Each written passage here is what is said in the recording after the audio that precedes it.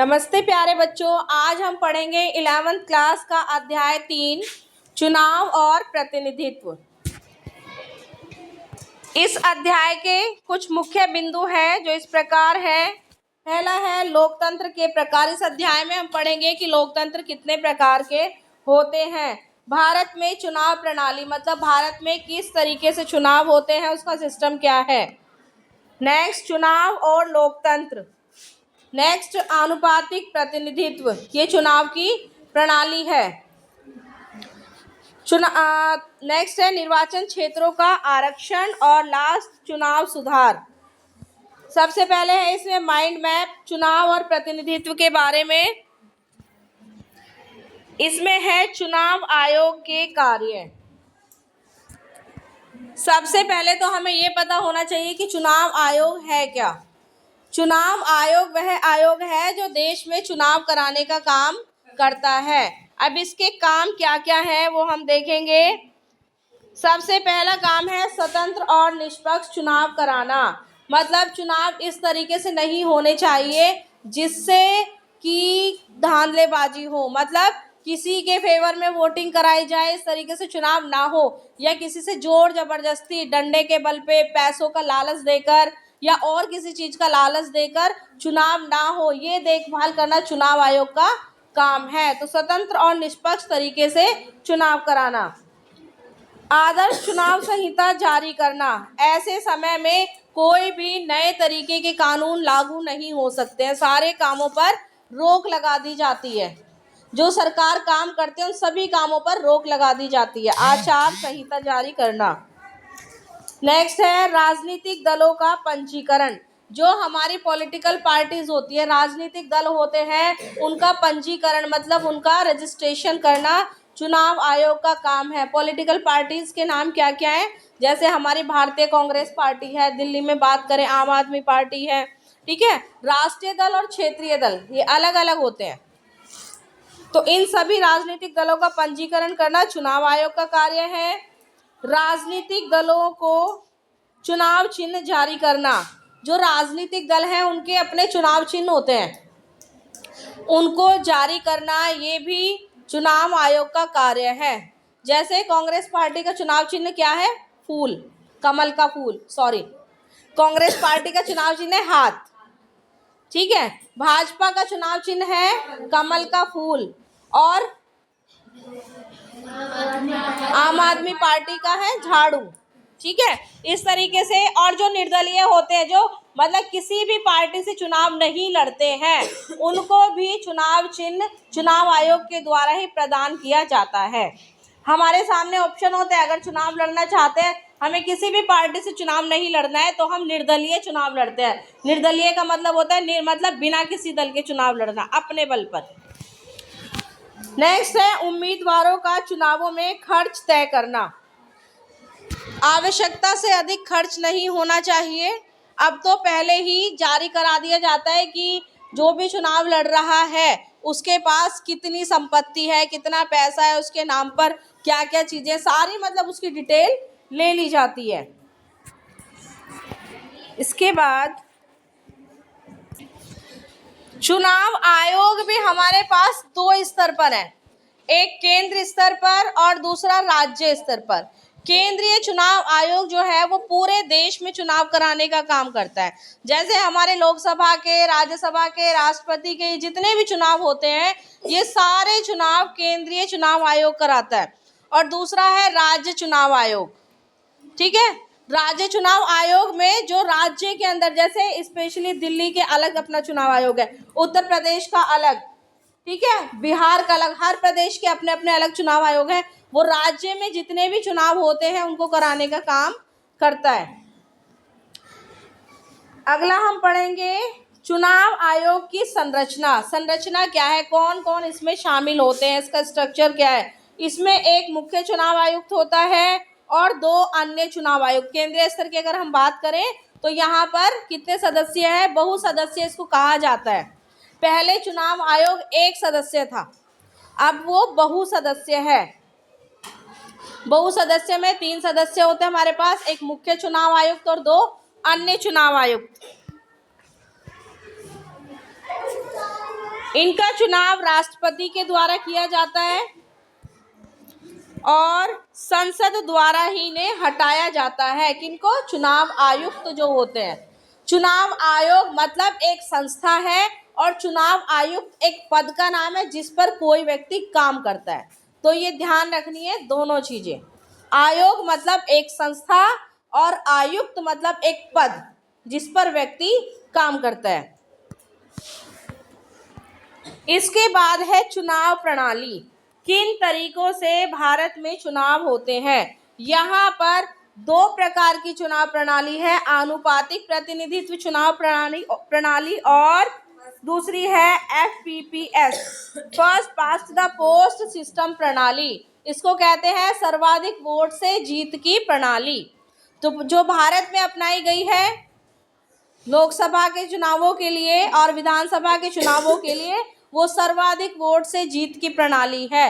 ये बहुत ही साधारण है। इसको अपनाने का एक कारण ये भी था कि जो भारतीय जनता थी वो बहुत बड़े लेवल पर, मतलब ज़्यादातर लोग अशिक्षित थे। तो एक ऐसा सिस्टम हमें अपनाना था जिससे कि एक आम व्यक्ति भी अपने जो चुनाव होने का तरीका है उसको समझ सके। तो इसमें सिंपल सा ये है कि जिस व्यक्ति को सबसे ज़्यादा वोट मिलती है वही जीत जाता है। सर्वाधिक वोट से जीत की प्रणाली। इसमें बहुमत का कोई मतलब नहीं होता, बहुमत ज़रूरी नहीं होता इसमें। ठीक है, इसमें क्या होता है, मान लो 5 प्रतिनिधि हमारे पास ABCDE और उसमें से एक को मिले हैं 50, दूसरे को मिले हैं 30, तीसरे को मिले हैं 60 और चौथे को मिले हैं 5। तो कौन जीतेगा? 60 वाला जीतेगा। मतलब हमें सिंपल ये देखना है कि जिसकी सबसे ज़्यादा वोट है वही जीत जाएगा। यही प्रणाली भारत में अपनाई गई है। लेकिन जो राष्ट्रपति उपराष्ट्रपति के पद के लिए अपनाई गई है प्रणाली वो आनुपातिक प्रतिनिधित्व की प्रणाली है और राज्यसभा के सदस्यों के चुनाव के लिए अपनाई गई है आनुपातिक प्रतिनिधित्व की प्रणाली। अब इसमें होता क्या क्या है? जो आनुपातिक प्रतिनिधित्व की प्रणाली है इसमें मतदाता पार्टी को वोट देते हैं, पार्टी को वोट देते हैं और इसमें जितने भी व्यक्ति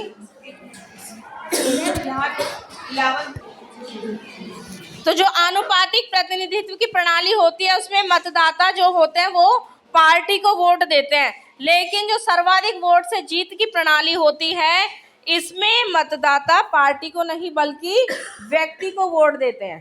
ठीक है, व्यक्ति को वोट देते हैं, ये ध्यान रखना है। इसके बाद आनुपातिक प्रतिनिधित्व की प्रणाली में एक जगह से एक से अधिक उम्मीदवारों का चयन किया जाता है। मतलब एक जगह से कई सारे उम्मीदवार चुन लिए जाते हैं। लेकिन जो सर्वाधिक वोट से जीत की प्रणाली होती है वहाँ पर जो चुनाव क्षेत्र होता है उसको सीमांकन कर दिया जाता है। ठीक है, और हर चुनाव क्षेत्र से एक प्रतिनिधि चुनकर आता है, जबकि सर्वाधिक वोट से जीत की प्रणाली में एक से अधिक चुने जाते हैं। सर्वाधिक वोट से जीत की प्रणाली के उदाहरण हैं इजराइल और नीदरलैंड। और सर्वाधिक वोट से जीत की प्रणाली के आनुपातिक प्रतिनिधित्व की जो प्रणाली है उसका एग्जाम्पल है इजराइल और नीदरलैंड। और सर्वाधिक वोट से जीत की प्रणाली में भारत और इंग्लैंड है। इसके बाद प्रतिनिधि है। प्रतिनिधि क्या होता है?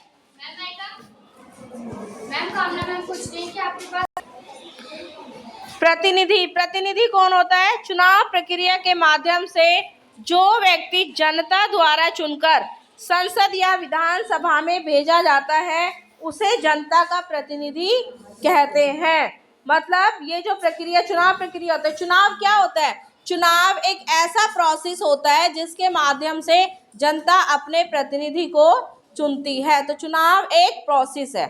तो चुनाव के माध्यम से जनता जिस व्यक्ति को चुनकर भेजती है विधानसभा या संसद में उसी को जनता का प्रतिनिधि कहा जाता है। इसके बाद है हम एक प्रतिनिधि क्यों चुनते हैं।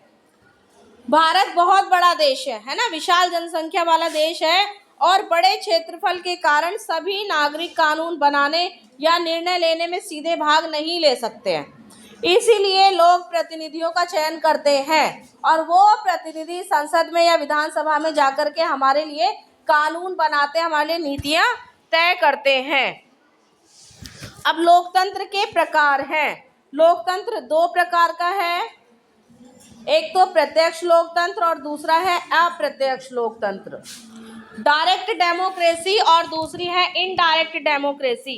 प्रत्यक्ष लोकतंत्र में क्या होता है कि हम खुद डायरेक्ट अपने प्रतिनिधि को वोट देते हैं, हम अपने प्रतिनिधि को जानते हैं, वो हमारे घर घर वोट मांगने के लिए आते हैं। और जो अप्रत्यक्ष लोकतंत्र है, इसमें हम अपने प्रतिनिधियों को पहले से नहीं जानते, लेकिन जब वो जीत जाते हैं, जीत कर आ जाते हैं, तब हम उन्हें पहचानते हैं। जैसे हमारे राष्ट्रपति कभी आए हैं तुम्हारे घर वोट मांगने के लिए? नहीं आए ना। तो जो राष्ट्रपति का चुनाव होता है वो अप्रत्यक्ष लोकतंत्र के माध्यम से होता है। और जो हमारे संसद के सदस्य होते हैं या विधानसभा के जो सदस्य होते हैं, वो हमारे घर घर वोट मांगने के लिए आते हैं, तो वो हमारी डायरेक्ट डेमोक्रेसी है, हम उनको जानते हैं। इसमें लिखा है नागरिक रोजमर्रा के फैसले और सरकार चलाने में प्रत्यक्ष रूप से भाग लेते हैं, हाथ उठाकर। उदाहरण है इसका प्राचीन ग्रीस और ग्राम सभा। ग्राम सभा जो चुनाव प्रक्रिया मतलब सबसे निचला स्तर है, ठीक है, डायरेक्ट डेमोक्रेसी का सबसे निचला स्तर है।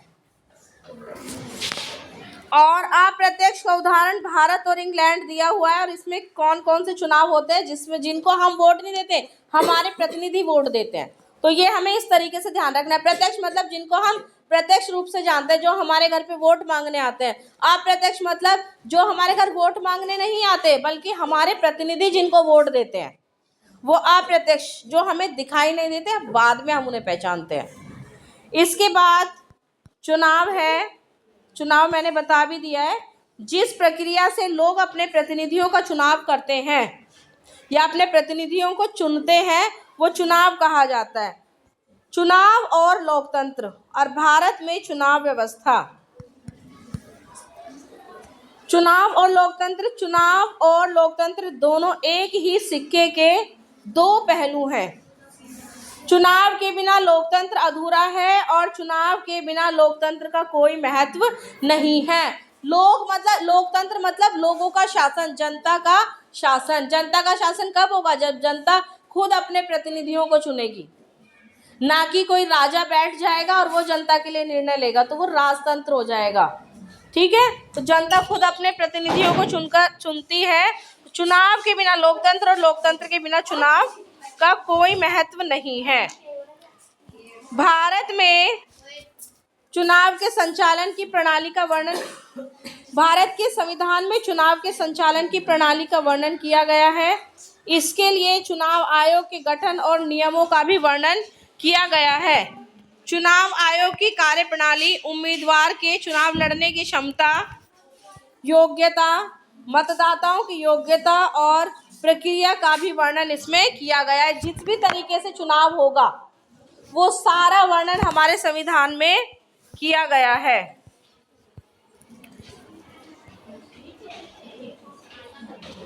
इसके बाद इसमें दिया हुआ है, ये एक फ्लो चार्ट है। चुनाव और प्रतिनिधित्व। चुनाव आयोग के कार्य: मतदाता सूचियां तैयार करना, चुनाव कराना। स्वतंत्र चुनाव आयोग क्या है? भारत का चुनाव आयोग बिना किसी के दबाव के काम करता है, तो ये एक स्वतंत्र चुनाव आयोग है। भारत में चुनाव व्यवस्था।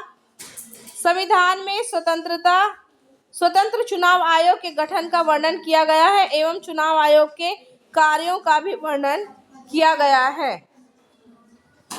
समानुपातिक प्रतिनिधित्व की प्रणाली। किसी पार्टी को उतनी ही प्रतिशत सीटें मिलती है जितने प्रतिशत उसे वोट मिलते हैं। तो इसमें हमने बताया था कि जो मतदाता होते हैं वो प्रतिनिधियों को वोट ना दे करके पार्टी को वोट देते हैं, तो उनको फिर उसी अनुपात में सीटें मिलती है। First past the post system क्या है? सबसे ज्यादा वोट पाने वाला ही जीतता है।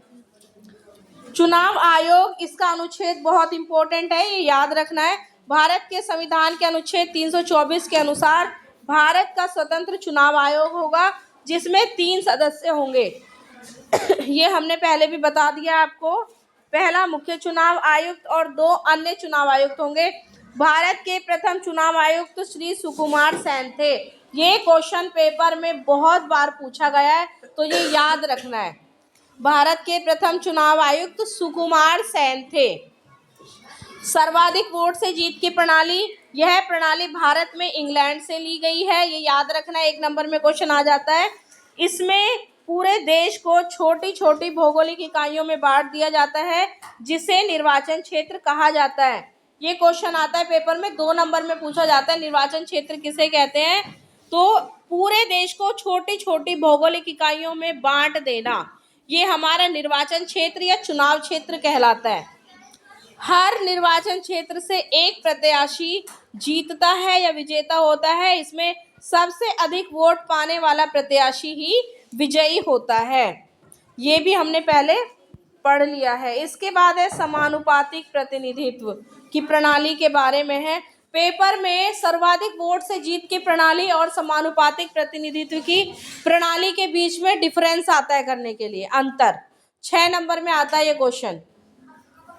तो सबसे पहले हम पढ़ेंगे समानुपातिक प्रतिनिधित्व की प्रणाली के बारे में। इसमें प्रत्येक पार्टी चुनाव में सबसे पहले अपने उम्मीदवारों की प्राथमिकता सूची जारी करती है और प्राथमिकता सूची में से उतने उम्मीदवारों का चयन करती है जितनी सीटों का कोटा उन्हें मिलता है। मतलब एक लिस्ट, जितने भी व्यक्ति चुनाव में उतरे हैं, जितने खड़े हुए, उनकी एक लिस्ट पहले से बना ली जाती है। जबकि सर्वाधिक वोट से जीत की प्रणाली में कोई लिस्ट नहीं बनती।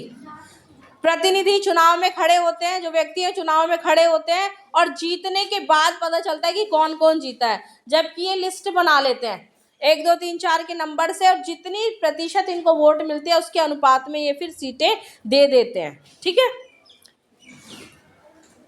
चुनाव की इस प्रणाली को आनुपातिक प्रतिनिधित्व प्रणाली भी कहा जाता है। इस प्रणाली में पार्टी को जितना प्रतिशत मत मिलता है अनुपात में उतनी ही सीटें उसे मिलती है। इस प्रणाली में मतदाता उम्मीदवार को नहीं बल्कि पार्टी को वोट देते हैं। ये बहुत बार सेंटेंस रिपीट हो चुका है, तो ये हमें याद रखना है।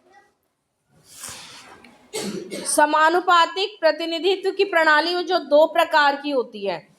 इजराइल, एक तो वो जो इजराइल और नीदरलैंड में है, और दूसरी है अर्जेंटीना और पुर्तगाल में। इजराइल और नीदरलैंड में प्रणाली को हम पढ़ेंगे। इसमें पूरे देश को एक ही निर्वाचन क्षेत्र मान लिया जाता है और प्रत्येक पार्टी को राष्ट्रीय चुनाव में प्राप्त मतों के अनुपात में सीटें दे दी जाती है। मतलब पूरा देश एक चुनाव क्षेत्र है, ऐसा मान लिया जाता है। ठीक है। फिर जिस अनुपात में वोट मिलती है उसी के अनुपात में उनको सीटें भी दे दी जाती है। एक ही राजनीतिक पार्टी नहीं होती, बहुत सारी राजनीतिक पार्टी होती है वहाँ पर। तो जिस पार्टी को जितने वोट मिलते हैं जिस अनुपात में, उसी अनुपात में फिर उनको सीटें दे दी जाती है। दूसरी है अर्जेंटीना और पुर्तगाल में, जहां पूरा देश बहुसदस्य निर्वाचन क्षेत्रों में बांट दिया जाता है। अब इसमें क्या होता है, जैसे भारत को निर्वाचन क्षेत्रों में बांटते हैं ना अलग अलग, तो यहाँ पर पूरे देश को बहुसदस्य निर्वाचन क्षेत्रों में बांट दिया जाता है। नेक्स्ट क्वेश्चन, जो नेक्स्ट पॉइंट है हमारा, ये भी बहुत इंपॉर्टेंट है और 4 नंबर के लिए इंपॉर्टेंट है ये क्वेश्चन। भारत में सर्वाधिक वोट से जीत की प्रणाली को क्यों स्वीकार किया गया है? यह प्रणाली सरल है। मैंने पहले भी बताया था कि ये इतनी सरल है कि एक बिना पढ़ा लिखा जो व्यक्ति होता है वो भी इसको आसानी से समझ सकता है। और भारत में एक बड़ी संख्या जो थी वो अशिक्षितों की थी, इसी कारण से यह प्रणाली भारत में अपनाई गई थी। दूसरा पॉइंट है, चुनाव के समय मतदाताओं के पास स्पष्ट विकल्प होते हैं। तीसरा है, यह प्रणाली भारत जैसी बड़ी आबादी के लिए उपयुक्त है। और लास्ट पॉइंट, मतदाता उम्मीदवार को व्यक्तिगत रूप से जानते हैं। यह अवसर अन्य प्रणाली में उपलब्ध नहीं होते। हम इनको जानते कैसे कि हमारे घर पे वोट मांगने के लिए आते हैं। नेक्स्ट है चुनाव क्षेत्रों का आरक्षण। भारत के संविधान द्वारा संसद या राज्य विधानसभा में सभी वर्गों को समान प्रतिनिधित्व देने के प्रयास में निर्वाचन क्षेत्रों में आरक्षण कर दिया गया है। इस प्रणाली में सभी वर्गों के मतदाता मतदान करते हैं, लेकिन उम्मीदवार केवल उस सामाजिक वर्ग का होता है जिसके लिए आरक्षण की व्यवस्था की गई है। शुरुआत में यह व्यवस्था केवल 10 साल के लिए थी, लेकिन अब इसे 2030 तक बढ़ा दिया गया है। 543 लोकसभा सीटों में से 84 अनुसूचित जाति के लिए और 47 अनुसूचित जनजातियों के लिए आरक्षित है। निर्वाचन क्षेत्रों का आरक्षण परिसीमन आयोग की सिफारिशों पर किया जाता है, जो राष्ट्रपति द्वारा गठित किया जाता है। एक और इम्पोर्टेंट क्वेश्चन आया है कि चुनाव परिसीमन आयोग का जो सदस्य होता है, इसका जो गठन, परिसीमन आयोग का गठन किसके द्वारा किया जाता है? राष्ट्रपति के द्वारा किया जाता है। परिसीमन आयोग का गठन राष्ट्रपति के द्वारा किया जाता है। ये 1 नंबर में क्वेश्चन आता है, ठीक है। जो और ये भी याद रखना है कि जो रिजर्वेशन था, आरक्षण था, वो पहले 10 वर्षों के लिए था, लेकिन फिर इसको बढ़ाते चले गए और अब ये 2030 तक के लिए है। अब इसकी जरूरत क्या थी? आरक्षण करने की जरूरत क्या थी कि हमारे समाज में बहुत सारे वर्ग ऐसे थे जो पिछड़े हुए थे, जिनको प्रतिनिधित्व प्राप्त नहीं था, क्योंकि हमारे समाज में, हमारा समाज जो है वो जातियों में विभाजित है। तो हर वर्ग का प्रतिनिधित्व हो, हर वर्ग संसद तक पहुंचे, हर वर्ग विधानसभा तक, मतलब राजनीति में सभी वर्गों की भागीदारी हो, इसी के लिए आरक्षण की व्यवस्था की गई थी।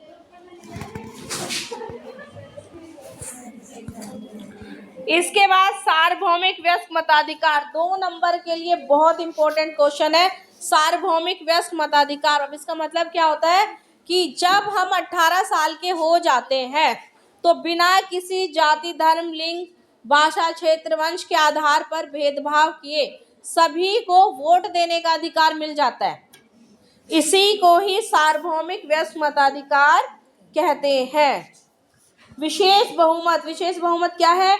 उपस्थित और मतदान करने वाले सदस्यों का 2/3 बहुमत और सदन के कुल सदस्यों का बहुमत।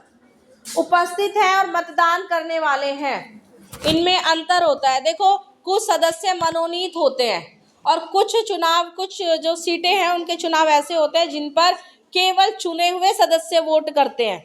जो जनता के द्वारा चुनकर आए हैं वही सदस्य वोट करते हैं, और जो मनोनीत है वो वोट नहीं करते हैं। तो इसीलिए इसमें 2 बातें कही गई है, उपस्थित और मतदान करने वाले सदस्यों का 2/3 बहुमत और सदन के कुल सदस्यों का, मतलब टोटल सदस्य मान लो 543 है, तो टोटल सदस्यों का भी बहुमत देखा जाएगा।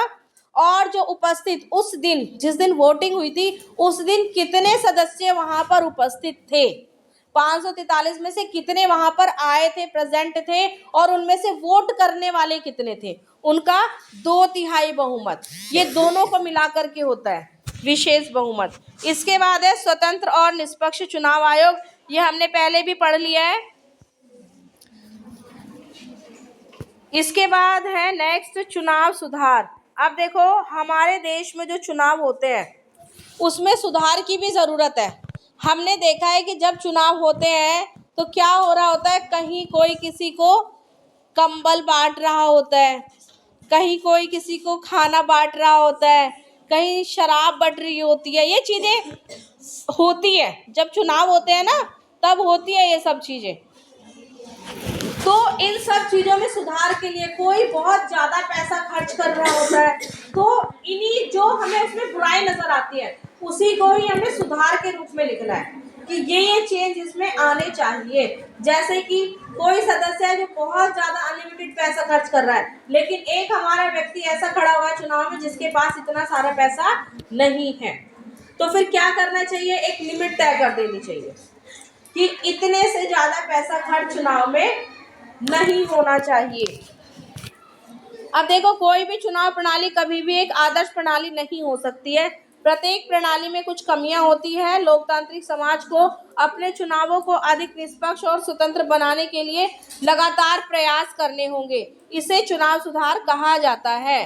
ठीक है, जो चुनाव है उसको निष्पक्ष और स्वतंत्र बनाने के लिए जो भी हमें प्रयास करने होंगे उसी को ही चुनाव सुधार कहा जाता है। जैसे कि भारत में आपराधिक भूमिका वाले लोगों को चुनाव लड़ने पर प्रतिबंध होना चाहिए। चुनाव में खर्च की एक निश्चित सीमा होनी चाहिए। आपराधिक प्रवृत्ति, ऐसे व्यक्ति जिन्होंने कोई भी अपराध किया हो, तो ऐसे व्यक्तियों को टिकट नहीं मिलना चाहिए। ठीक है, ये एक चुनाव सुधार है। चुनाव जो हमारी चुनाव प्रणाली है इसमें कमियां क्या क्या है। सबसे पहले संप्रदायवाद फैलाना। संप्रदायवाद क्या होता है? धर्म, जो हिंदू मुस्लिम सिख ईसाई है, इसके आधार पर जो लड़ाई झगड़े कराने वाले होते हैं उस पर रोक लगनी चाहिए। हिंसा, जाति के नाम पर वोट मांगने वालों पर रोक लगनी चाहिए। अपराधी जो है उनको मतदाताओं से हटाना चाहिए। जो आपराधिक लोग हैं, अपराध करने वाले जो हैं। लोग लुभावने वादे करना, लोगों को लुभाने वाले वादे कर देते हैं, हम तुम्हारे लिए ये सब करेंगे अगर आप हमें वोट देंगे तो। लेकिन जब जीत जाते हैं तब क्या होता है? तब सब वादे वो भूल जाते हैं। तो जो ऐसे जो भी व्यक्ति होते हैं उन पर भी कुछ ना कुछ कार्रवाई बाद में होनी चाहिए। धन का अत्यधिक व्यय, धन जितना ज्यादा खर्च किया जाता है उस पर भी रोक लगनी चाहिए। और जो वोट खरीदने वाले हैं, वोटों को खरीदा भी जाता है, कभी कभी 500 रुपए में, कभी कभी 100 रुपए में, है ना। तो इस पर भी रोक लगनी चाहिए। ये सारे हमारी चुनाव जो प्रणाली है उसमें कमियां हैं।